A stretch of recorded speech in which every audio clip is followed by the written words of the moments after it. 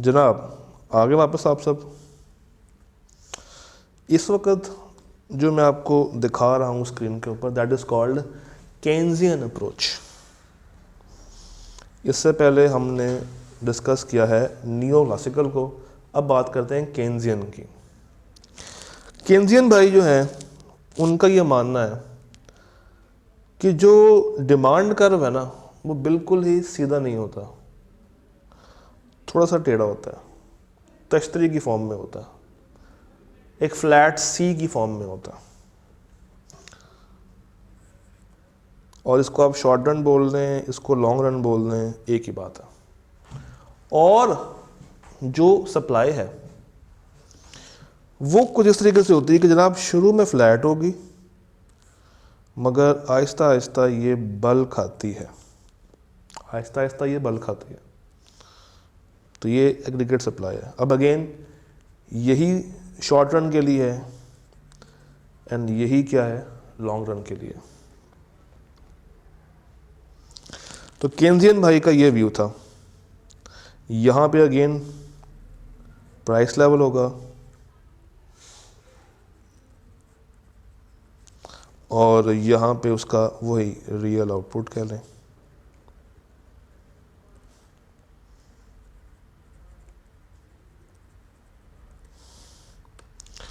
तो उसने कहा कि मेरे लिए शॉर्ट रन लॉन्ग रन में कोई डिस्टिंक्शन नहीं है। मैं लिख देता हूँ, नो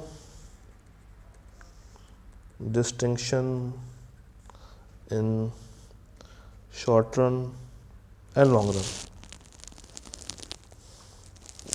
और भाई साहब का मानना ये था कि इकॉनमी जो है ना, इकॉनमी वो उस वक्त अपना फुल पोटेंशियल लेकर आती है।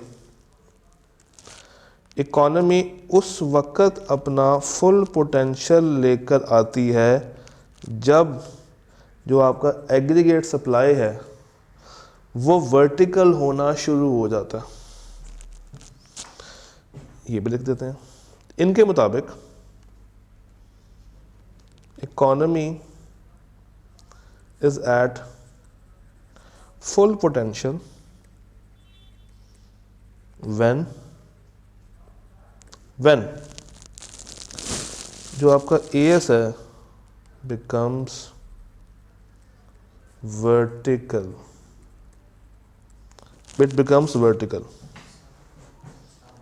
तो शुरू में ये फ्लैट है, ये देखें शुरू में ये फ्लैट आ रहा है मगर आहिस्ता आहिस्ता ये वर्टिकल शेप को अचीव कर जाता। और इसी पॉइंट पे शायर ये कहता है कि शायर के मुताबिक आपकी जो इकॉनमी है वो इस पॉइंट ऑफ टाइम पे जब ये वर्टिकल होना शुरू हो जाए तो ये फुल पोटेंशियल तक पहुंच चुकी है। ये फुल पोटेंशियल तक पहुंच चुकी है क्योंकि इस पॉइंट के ऊपर there is no under utilised resources. इस पॉइंट पे किसी भी तरह के कोई अंडर यूटिलाइज्ड रिसोर्सेज अवेलेबल नहीं है।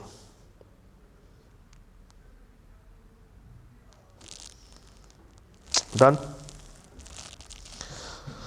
ओके, अब इसमें अगर मुझे ये गैप निकालना हो इन्फ्लेशनरी का और डिफ्लेशनरी का तो मुझे अब एग्रीगेट डिमांड की मदद से निकालने पड़ेंगे। लेट्स से कि इसी पे बना देते हैं चेंज के साथ। पहला एग्रीगेट डिमांड आ रहा है इस जगह पे और उसके बाद ये आ गया है इस जगह पे, यानी कि एग्रीगेट डिमांड कम हो रहा है। जब मेरा एग्रीगेट डिमांड कम हो रहा है इसका मतलब है कि मेरी आउटपुट भी कम हो रही है। इट मीन्स कि ये नेगेटिव गैप है, तो ये हम कहेंगे it is a deflationary gap. Negative gap कह लें या डिफ्लेशनरी गैप कह लें। और अगर डिमांड को मैं बढ़ा लूँ, अगर डिमांड को मैं बढ़ा लूँ तो ज़रा गौर से देखिएगा, कट कहाँ पे करेगा? उसी लेवल पे। क्यों? क्योंकि जनाब इस केस में ये अपने फुल पोटेंशियल पे पहुंच गया है, तो मज़ीद इन्फ्लेशन आना पॉसिबल एज सच नज़र नहीं आता, क्योंकि कटिंग पॉइंट यही है और यही पॉइंट उसका इक्विलिब्रियम पॉइंट भी था। होगा भी तो बहुत माइनर सा इम्पैक्ट आएगा, कोई ख़ास बड़ा इम्पैक्ट यहाँ पे देखने को मिलता एज सच नहीं है। तो ये है आपकी केन्जियन अप्रोच। कहानी को डालते हैं अगले पड़ाव में और बात करते हैं मज़ीद कुछ अप्रोचेस की जो कि चैप्टर 7 के अंदर आप लोगों ने कवर की थी। अब हमने नेशनल इक्विलिब्रियम को अचीव करना है through consumption, saving and investment. Consumption, saving और इन्वेस्टमेंट। आइए देखते हैं कि यहाँ पर आप उसको कैसे कोरिलेट कर सकते हैं। And I still hope, I still believe कि आप लोगों ने ये एरिया पढ़ रखा है, तैयार कर रखा है। सबसे पहले यहाँ पे आते हैं हमारे पास केन्जियन भाई। यहाँ पे भी अगेन इसको करने के लिए भी दो अप्रोचेज़ हैं। एक अप्रोच है केन्जियन की और एक है saving investment approach. Saving investment approach. Keynesian वही एग्रीगेट डिमांड इक्वल करो एग्रीगेट सप्लाई के, और ये क्या है? सेविंग इन्वेस्टमेंट कहता है कि आपका जो था income is equal to C plus S, ये बराबर होना चाहिए टू अचीव नेशनल इक्विलिब्रियम। आइए देखते हैं। सबसे पहले बात कर लेते हैं केन्जियन की, यहीं पे डिस्कस कर लेते हैं केन्जियन को इसी स्लाइड के ऊपर। केन्जियन की वही बातें हैं पुराने वाली के भाई, टू सेक्टर इकोनॉमी में तुमने ऑपरेट करना, तुमने टू सेक्टर इकोनॉमी में चलना है।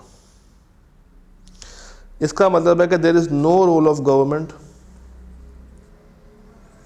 गवर्नमेंट का कोई भी किसी भी तरह से कोई रोल नहीं है। कंजम्पशन जो है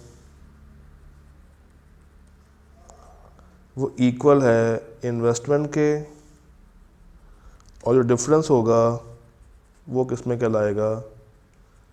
that would be saving, no leakage, no injection, no leakages and injection. अब अगर आपको याद हो लेक्चर, तो हम लोगों ने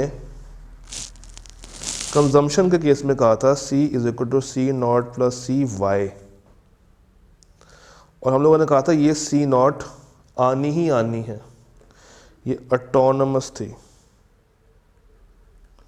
तो कुछ इस तरीके से इसका ग्राफ बना था सी नॉट का,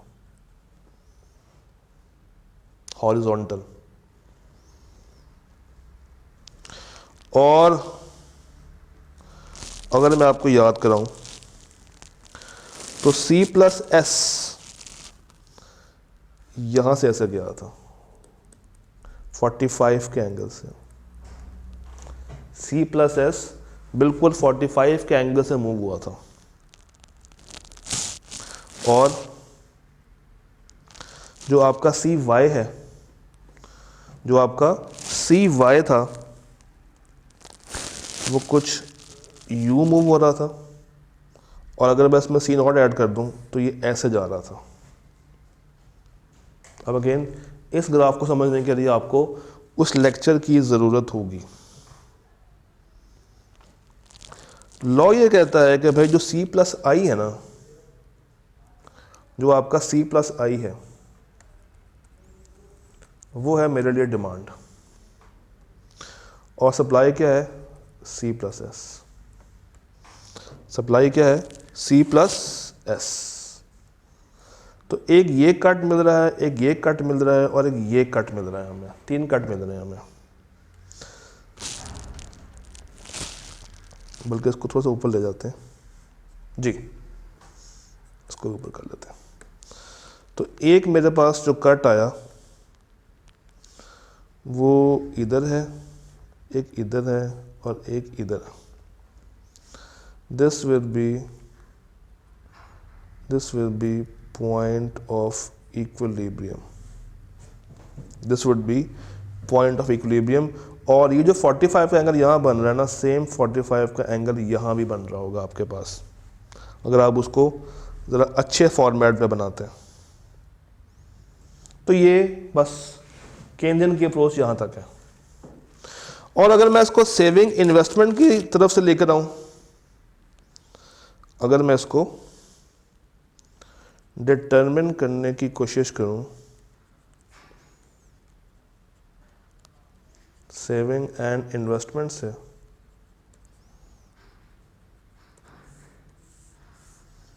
तो इनकम है लेट्स से 0, 100, 200, 300, 400, 500।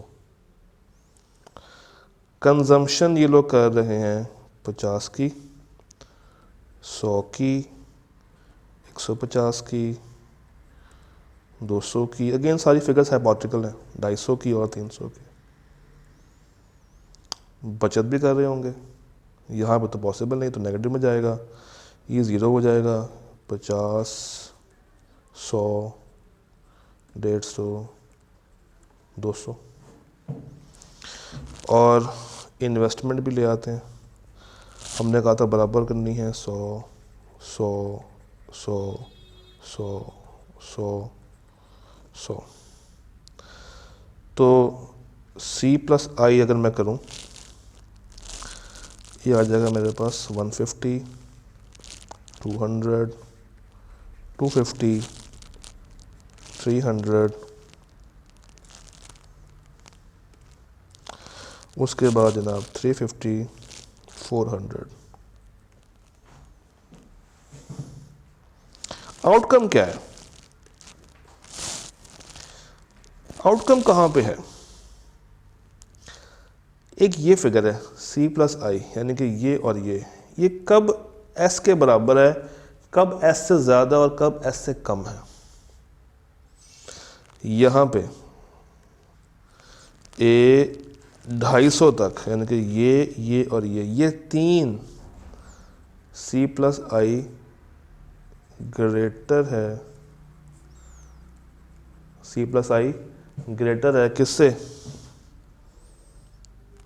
Y से। यहाँ पे देखें तो स्टेबिलिटी आ रही है, C plus I is equal to Y, और यहाँ पे C plus I lesser than y। तो this would be the stability point, यानी कि यही हमारे पास इंटरसेक्शन पॉइंट होगा, यही हमारे पास इक्विलिब्रियम पॉइंट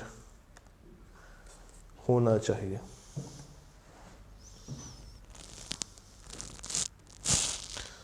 तो बना देते हैं, आई कॉमन आ रहा है, ये आई नॉट कर लेते हैं बराबर, और ये अगर आपको याद हो तो S मेरा नीचे से उठता हुआ ऊपर की तरफ आता था, ये ऐसा आ गया। तो यहाँ पे सेविंग इज इक्वल टू आई, जहाँ पे एस और आई इंटरसेक्ट कर रहे हैं, ये देखते हैं 100 और 100 बराबर हो रहे हैं, ये point, this is equilibrium point. इससे आगे जाऊंगा या इससे पीछे आऊंगा तो अगेन ये ग्रेटर हो जाएगा और ये ऐसे हो जाएगा। तो ये है आपका सेविंग इन्वेस्टमेंट अप्रोच के थ्रू अगर आपने निकालना है नेशनल इक्विलिब्रियम। उसके बाद एक प्लान और एक्चुअल क्वांटिटीज़ के ऊपर भी होता है, मगर किताब ने उसको ज़्यादा अहमियत नहीं दी है, बस एक छोटे से पैराग्राफ के अंदर अजीब सी अंग्रेज़ी लिख के छोड़ दिया। तो अगेन इतना आपने परेशान उस चीज़ को लेकर नहीं होना। With that chapter 6 and 7 comes to a fine end। अब हम लोगों ने नेक्स्ट बात करनी है चैप्टर 8 की, जिसमें मल्टीप्लायर और एक्सेलरेटर के ऊपर बात होगी। तब तक के लिए अल्लाह हाफ़िज़।